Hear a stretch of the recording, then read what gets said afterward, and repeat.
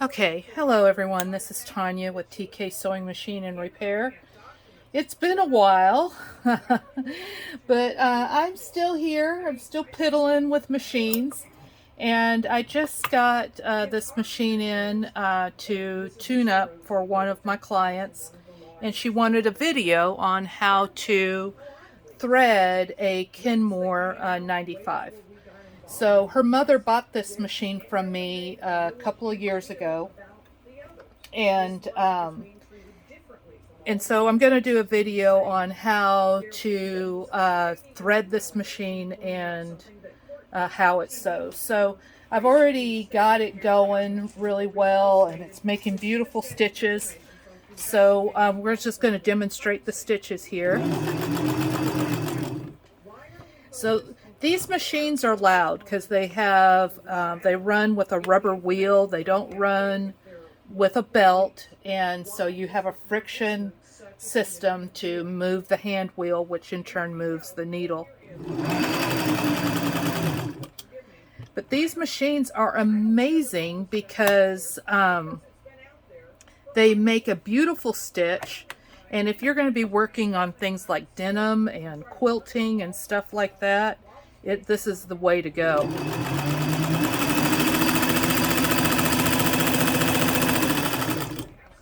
So, and then let's do a reverse. Oop, and I broke the needle. Okay, so that was one of the issues when I tried to thread this machine to start with. It wasn't picking up the thread, so I think we had an incorrect needle in there. So let me get another needle here. So when replacing a needle in most sewing machines, including this one, your needle has a flat part. Let's see if we can get it to focus. So there's a flat. And so the flat part needs to go away from the bobbin.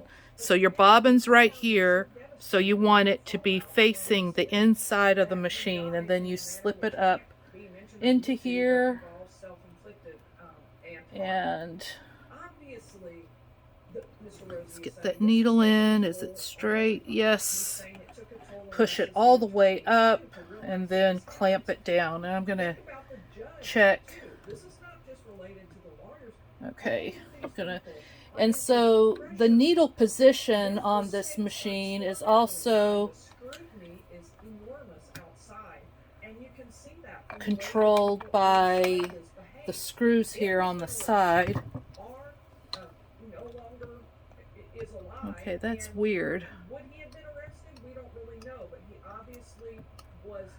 Okay, well, let's try this again. Do I have the needle in right?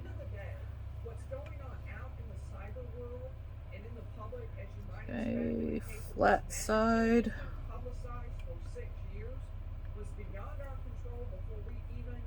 Screw it in tight. And the needle is hitting the bar. That is crazy. What's going on here, you guys? So you can change the needle position by adjusting that. Let's try a different needle. That's a brand new needle.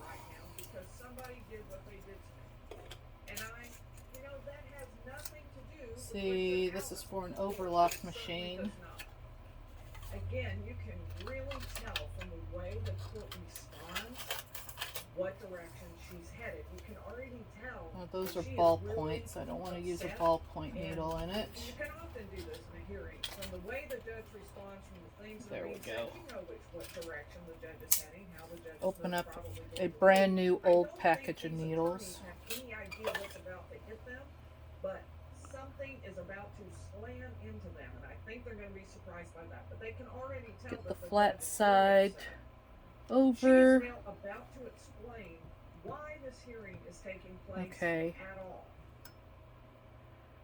I don't understand what's going on here. Just a second, y'all. That I raised with all of you on our phone call, and I write everything out in what I intend to say in open court.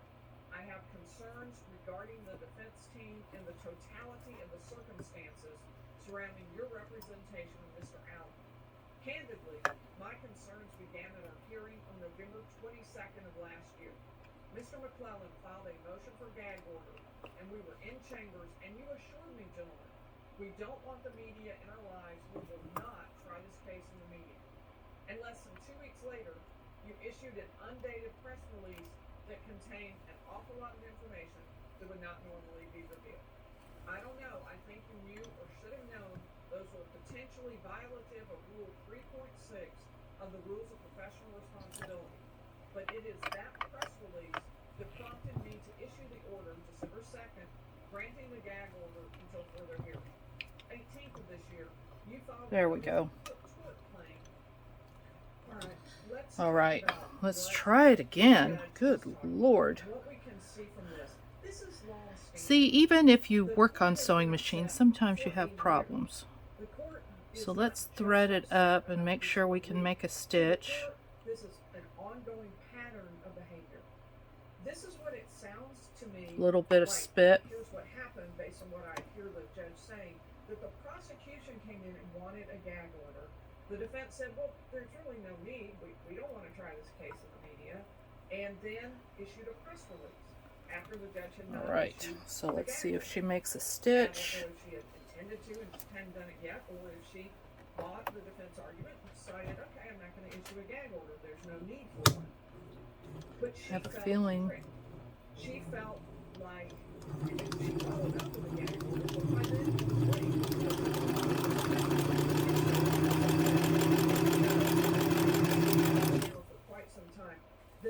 Okay, got a pretty stitch.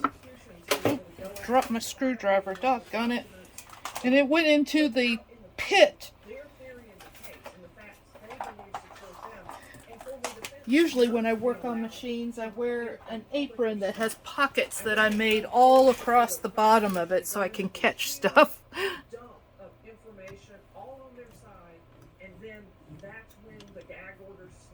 Okay.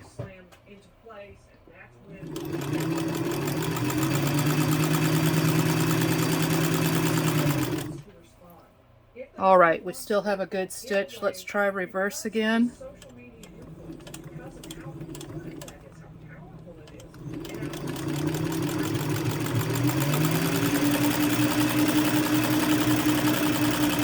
Okay, so we're good. All right, awesome. I didn't realize this was going to be a troubleshooting video too. All right, so these are the stitches that we made. Pretty stitches. Nothing wrong with those. So threading a 95. Let's completely unthread it. And let's rethread it. So first thing you do is slip it under this. So it goes underneath the guides. And so there, come on now. Get under there.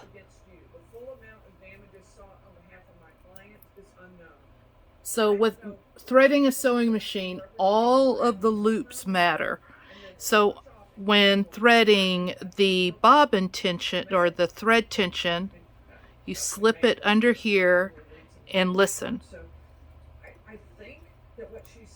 There, we got the click. And so it clicks and it catches the spring, the tension spring, thread it through that eye, and then bring it into the thread guide on the needle clamp, and then thread the machine. Once again, a little bit of spit. And see if I can see the hole. I do know that you, in a tort claim against the Department of Corrections or any state, there we go. Sometimes county, city entities, you often so give an anti-liability. I have this tension set at about 3 right there. I also adjusted the bobbin tension, And this here, this little lever right here, this is to release the pressure on the presser foot. And so if you were sewing over like a big hump of multi-layers of fabric, you might want to release the pressure on the presser foot so you can get over that hump, and then you release it back down. But the correct position to have this little lever back here is down and set into that space. That'll keep the pressure on the foot, which will help it feed through the feed dogs properly. So let's do it again. Always start with your needle down.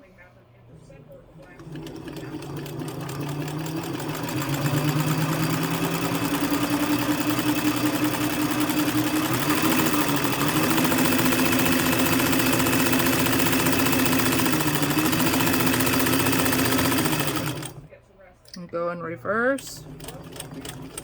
Lock that stitch. And boom. That is how you operate a Kenmore 95.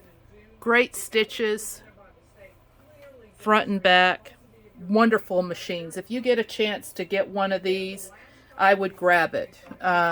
Great for quilters and people who are, sewing thick fabrics. Great vintage machine. Thank you for watching. Bye.